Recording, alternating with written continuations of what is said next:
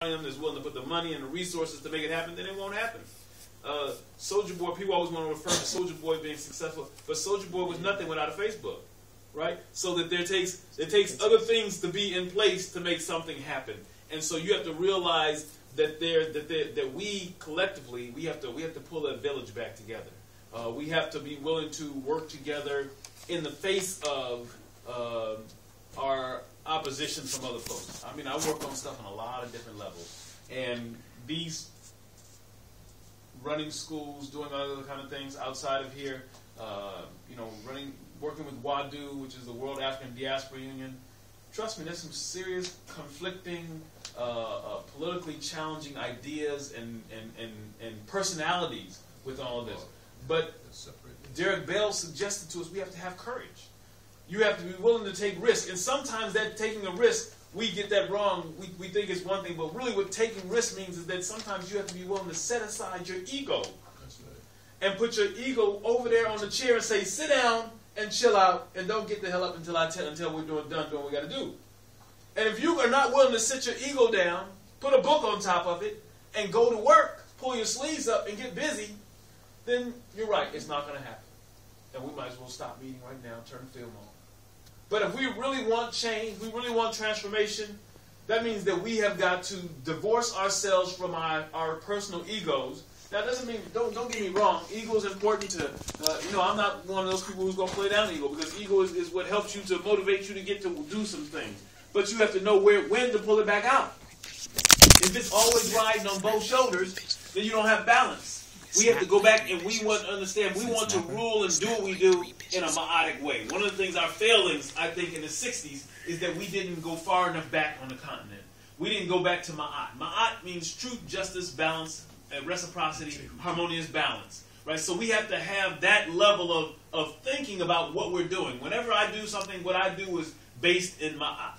And so that being the foundation creates a space for me to do things in a way that I know it has to be selfless.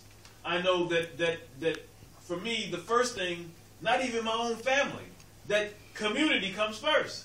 Because my family operates in a community. See, we buy into the other European construction about the nuclear family, and we want to say, oh, well, I got to take care of mine first.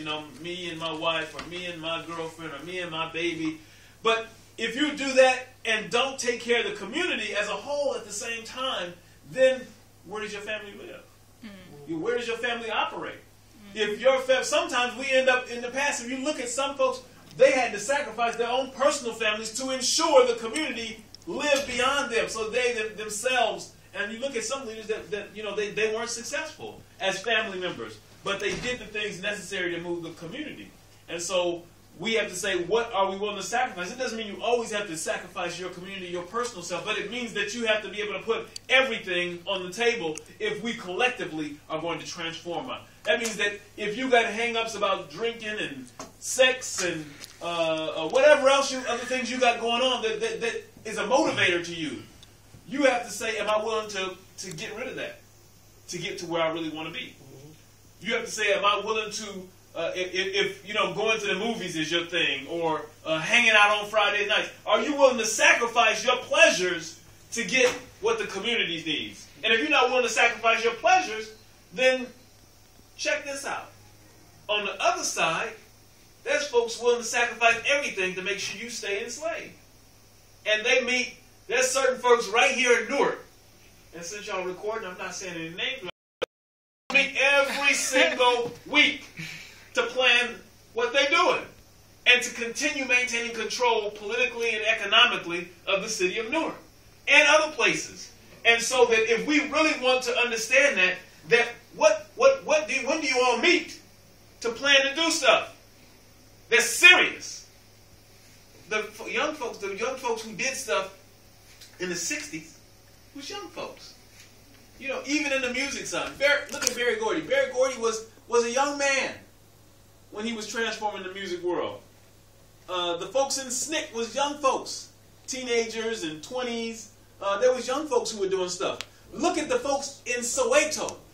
When the Soweto riots happened, when the Soweto massacre happened, these were grade school kids, Kuma's age.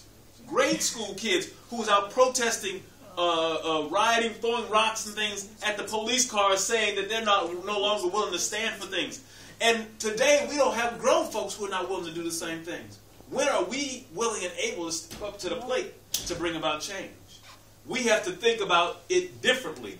We have to say that we're going to put our boots on and go to work. And be revolutionaries like Malcolm X said, like Marcus Garvey said.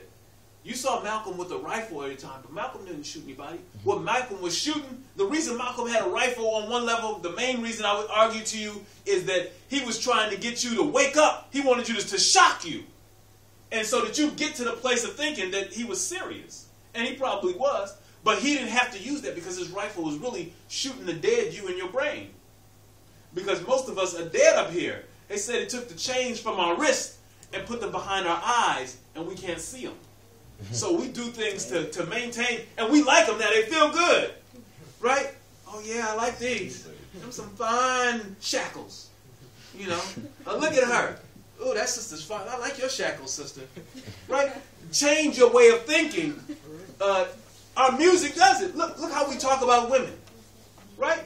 Think about it. We have sexual relations with women before they even get undressed in our minds. Right. So we objectify them to the extent that they can't be a warrior because we want to sleep with the warrior. As opposed to doing the things necessary to help bring about real change. Are you really looking to change, or are you looking to say, you see some fine skirts? Right? As men, let's be real. Right? And sisters, what is it that you're doing? You know, there's a song that came out, and I think it's an important song that both men and women. We so interested in spending money, right, that we, I like to shop. What you shopping? Are you buying something that's made by some Africans? Or are you going to buy you some Gucci and some this and that and the other? You ain't doing nothing to build up your own community. Our money spends so fast. You know, this little, what I got here, $20. This little $20 in our community, we spend it so fast, it's like, it's gone in our community before it even lands. You get paid and you spend it in everybody's community but your own before it even hits your pocket. How do we build community if we don't have anything that's circulating in our community? In other communities, look it up yourself.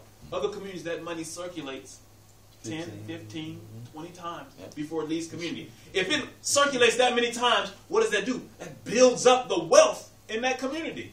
We don't have no wealth built in our community. And then when we got stores, half of the time, we got such bad attitudes, we don't know how to deal with each other. So you don't want to go deal with them. Or they're overcharging. You know, I know we're going to have a little bit of a what we call a black tax. Because we can't get stuff at the same level. But the same thing that somebody else selling for $20 don't mean we got to sell it for $50, right? We have to be we do ourselves in before we get to the place. It's called black capitalism. Right. Yeah. But we should have our own, but we call it what we want to call it. But we have to realize that we have to have a way of dealing business wise that we give each other the respect that we want people to give us. And so when folks are doing things, when you go to the store in our community and the brother or the sister treat you rude, but wouldn't treat somebody rude if they were working, if they had the same job. They sometimes, it's so bad that some people in our community have two jobs, right? They work over here in the neighborhood and they got another job in somebody else's neighborhood. Over there, they're like, yes, sir, how you doing? Yes, ma'am. But over here, they're like, sit down, they're rude. So we have to bring some equalization to that so that we show love and respect. Even when we don't show love and respect to each other. When the person is yelling at you, you say, "It's okay, brother. All right, peace." And so we have to provide that type of space so that we don't have the contentiousness because we have such short what's the word I'm looking for? A short temper thing, so that somebody step on your shoe and they're ready to shoot you over some foolishness. Right. That's true. Right. The whole thing is that we do need an Afrocentric value set. We got that, and I think you touched on a very basic point of bring that about. If we have values that can guide us through the struggle, we unify our people, because a lot of our people are miseducated. I like to appeal to the gangs because they have potential leadership in the community. They control a lot of stuff. They create a lot of